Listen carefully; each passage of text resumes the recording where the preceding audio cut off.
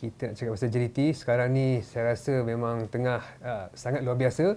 36 gol, 1 bolos, 8 kemenangan untuk Liga Super berturut-turut. 1 bolos penalti. Betul Tunku. Orang Kelantan. Jadi macam mana Tunku melihat prestasi yang saya rasa semua admit is luar biasa Tunku? Bagi saya, persiapan adalah kunci kejayaan. Kalau kita tengok persiapan yang kami terapkan dah 2 tahun, begitu serius kerana walaupun dengan pencapaian yang amazing achievement tahun lepas, kita menang 4 piala. Betul. Unbeaten dalam setiap pertandingan domestik. Yep. Tetapi saya masih nampak ada kekurangan di mana yang saya tidak berpuas hati. Dan daripada situlah saya mengambil keputusan untuk ada jurulatih baru, fitness coach baru, kerana ada banyak lagi improvement kami perlu memperbaiki. Macam contoh bila kita main di ACL. Ada orang kata JDT di ACL tak begitu kuat, tetapi anda juga perlu terima hakikat. Kita bukan beat sebarang pasukan, kita beat juara Korea, bukan 1 kali, 2 kali. Kita pernah beat Kashima Antlers. Dan kalau kita nak bandingkan bajet dan juga football teknologi yang diterapkan oleh pasukan daripada Jepun dan Korea, memang kita masih jauh lagi tertinggal. Southeast Asia masih jauh lagi tertinggal dan benda tu perlukan masa. But macam mana yang saya katakan sebelum ini, idea kita adalah untuk improve, untuk memperbaiki setiap kelemahan. Dan persiapan adalah kunci kejayaan bagi saya. Macam kita lawan pasukan-pasukan kuat di Dubai, kerana saya nak pasukan ni biasa lawan dengan intensiti yang sangat tinggi. Dan apabila JDT kuat, saya rasa taklah begitu kuat. Kerana bagi saya, kalau nampak sangat kita kuat, bermakna anda perlu tanya soalan tersebut kepada pasukan-pasukan lain. Bukan kami yang kuat. Agak-agak oleh kerana perancangan yang salah, yang lain makin tak kuat. So, selalu orang nampak, JDT makin kuat, JDT makin kuat. Dia bukan soal pasal JDT makin kuat. JDT akan cuba untuk improve setiap tahun. Tetapi jikalau ada masalah antara pasukan lain, kemungkinan persiapan pasukan lain ataupun perancangan pasukan lain itu salah. Bukan saya nak mempersoalkan, tetapi saya rasa kita tidak begitu kuat kalau nak bandingkan dengan analisis kami tahun lepas. Kami kuat beberapa persentage saja. Tetapi mungkin ada kekurangan itu datang daripada pasukan-pasukan lain. Dan juga mindset dan mentality selesa apabila MFL tukar MFL punya format di mana tak ada lagi relegation. So, tak ada promotion, tak ada relegation. So, pasukan tahu kalau dia kalah setiap game pun, mereka masih ada di Super League. So, daripada sini, benda tu pun main peranan juga dalam setiap faktor yang ada. Okey, walaupun Tunku cakap still tak kuat, tapi pasukan lain ataupun ada yang dah mencadangkan JDT bermain di Liga luar. Komen Tunku. Tetapi benda itu tidak logik. Kerana kita tak tengok Bayern Munich main di English Premier League. Kita tak tengok PSG, Paris Saint-Germain main di Serie A. Kita tak tengok Juventus ataupun Inter Milan mana-mana ataupun Real Madrid main di England. So, setiap klub perlu ada, bagi pandangan saya, perancangan-perancangan yang realistik, perancangan-perancangan tersendiri, dan kita compete. Macam di Real Madrid, saya tak pernah tengok Atletico Madrid ataupun Sevilla ataupun Villarreal komplain berkenaan dengan Real Madrid. Semua ada diorang punya perancangan sendiri macam mana untuk compete. Sama juga macam di sini. Yang lain perlu daripada menuduh JDT terlampau kuat ataupun cuba memberikan cadangan JDT harus main di luar. Mereka patut tumpukan untuk kuatkan pasukan masing-masing. Betul. Kalau nak kata bajet, ini saya nak terapkan pasal bajet. Saya semalam nak naikkan gaji Feroz dengan Arif Aiman. Saya dapat tahu gaji dia tak sampai berapa. Feroz berbelas ribu sahaja. Dan Arif Aiman tak sampai 25,000 pun gaji. Tetapi saya tahu juga pasukan-pasukan lawan saya membayar gaji kepada pemain lokal sampai ke 80, 90 ribu. So kalau awak nak kata JDT ni, lepas tu bukan tu saja, foreign saya. Bergson baru 300 lebih US satu tahun. Okey. Ada yang bayar 500,000 US satu tahun.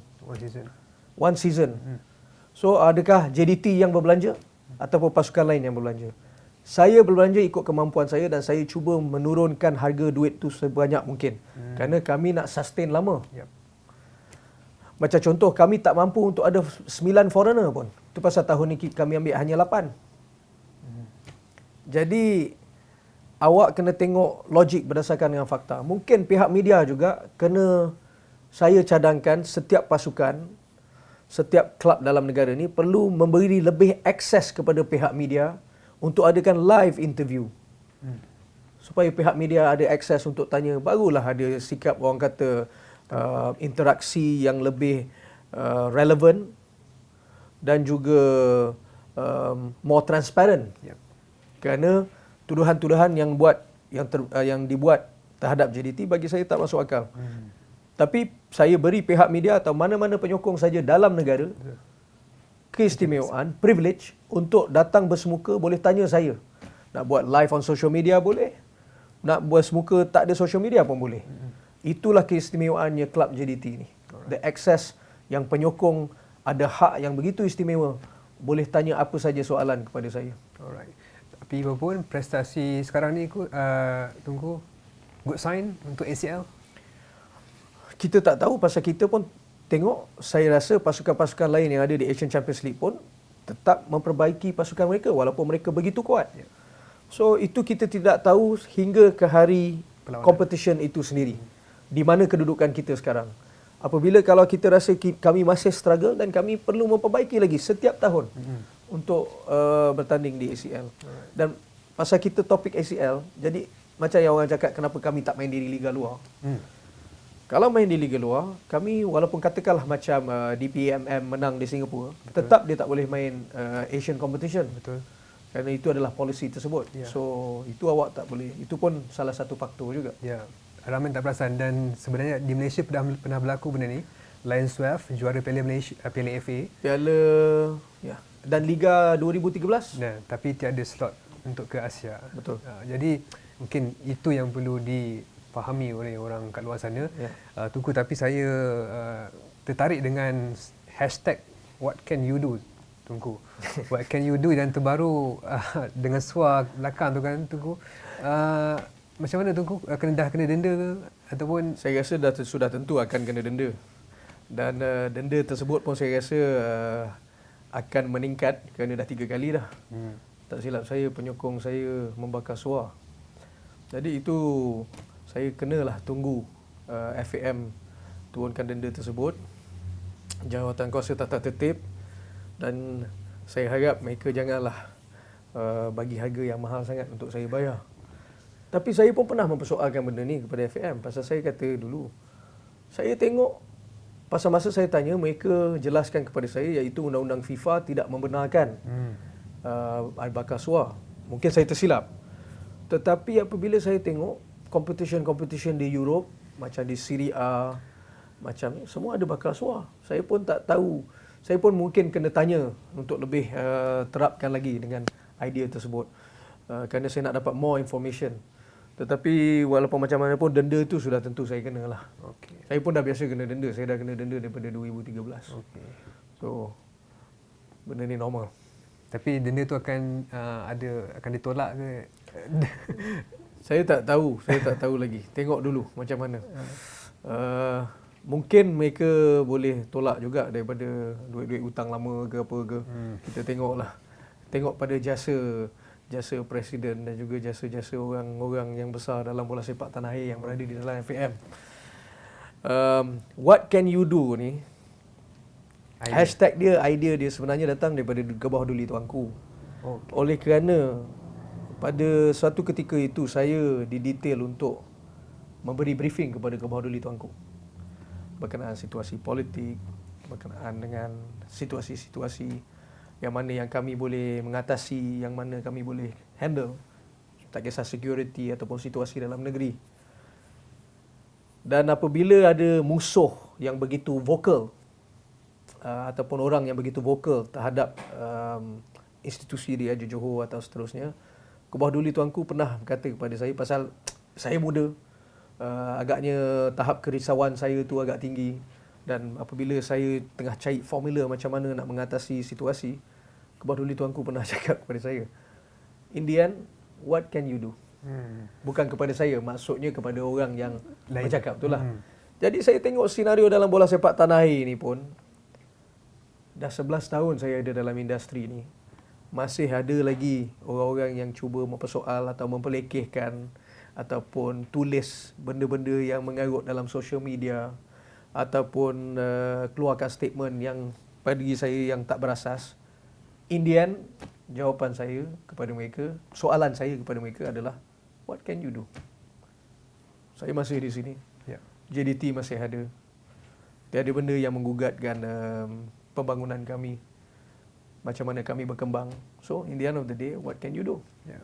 Perhubungan saya dengan FAM pun baik. Perhubungan saya dengan setiap pemain bola sepak dalam negara pun baik. Termasuk dengan pasukan-pasukan lawan.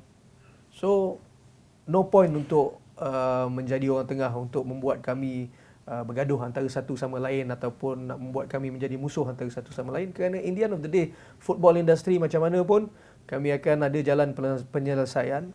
Kami juga akan ada berhubungan yang erat yang di mana kami bekerja dalam satu industri.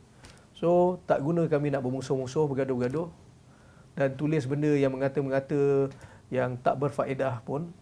Kerana macam mana pun, in the end of the day, selepas dah macam-macam awak tulis, selepas dah macam-macam tomahan awak sampaikan, what can you do? Saya masih ada di sini. Ya. Itulah ayat what can you do tu. Datang inspirasi dia daripada situ. Ringkas tapi mendalam maksud dia. Yes.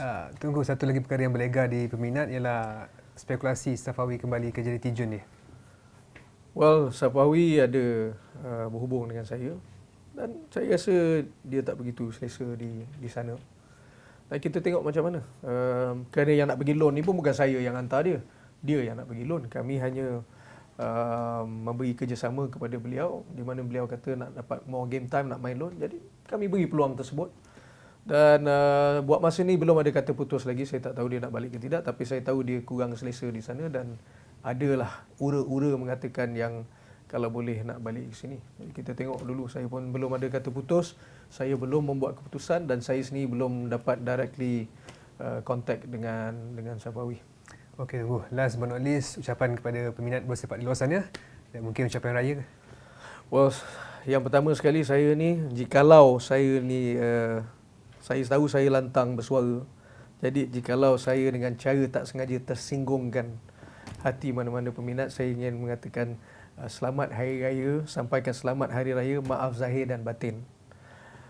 Dan teruskan memberi sokongan kepada bola sepak tanah air. Kami ada dalam, orang kata, the right track sekarang. Kalau kita tengok pasukan kebangsaan kita, liga kita lebih interesting, lebih rancak. Dan teruskan sokongan tersebut kerana kami ada dalam the right track untuk maju. Jadi saya nampak banyak kemajuan dan saya berharap akan ada lebih lagi kemajuan pada masa akan datang. Okey, terima kasih Tunku atas temu bual ni. Dan kita juga ucapkan selamat raya, maaf zahir dan batin. Saya nak minta tagline sikit tu. What can you do? Okey, boleh lah awak pinjam.